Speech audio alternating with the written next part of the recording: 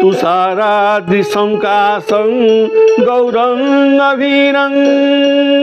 मनोभूतकोटि प्रभासी शरीरं स्फुरन्मौलिकल्लोलिनी चारु गङ्गा लसद्भालबालेन्दुकण्ठे भुजङ्गा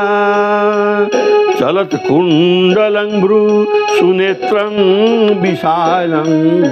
प्रसन्नानन नीलकण्ठं दयालं